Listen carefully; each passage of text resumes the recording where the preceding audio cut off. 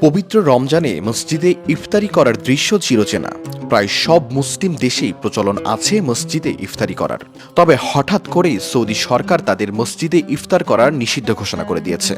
কোনো শরিয়াহ আইন বা ধর্মীয় বিধিনিষেধের কারণে নয়, মসজিদের পরিচ্ছন্নতা বজায় রাখার জন্য দেশটির কর্তৃপক্ষ এমন সিদ্ধান্ত নিয়েছে।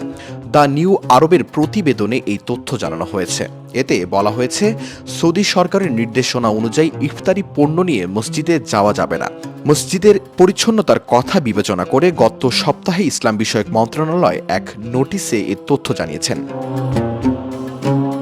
ওই নোটিশে আরও বলা হয়েছে, ইফতারির পর অনেক নোংরা হয়ে যায় পরিবেশ, সাথে সাথে নামাজ পড়ার মতো কোনো পরিবেশ থাকে না অনেক সময়। তাই মসজিদের উন্মুক্ত স্থানে ইফতার করতে হবে। তবে ইফতারির জন্য অস্থায়ী কোনো রুম বা তাঁবু স্থাপন করা যাবে না মসজিদের আশেপাশেও।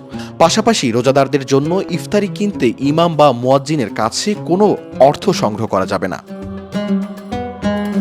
অপর এক বিজ্ঞপ্তিতে বলা হয়েছে, কেউ চাইলে মক্কা এবং মদিনায় ইফতারি নিতে পারবে। এজন্য নির্ধারিত পোর্টালে আবেদনের মাধ্যমে আগে কর্তৃপক্ষের অনুমতি নিতে হবে। তারপরেই সুযোগ মিলবে মসজিদে ইফতারি নেওয়ার। শাহরিয়ার কবির, প্রবাস খবর।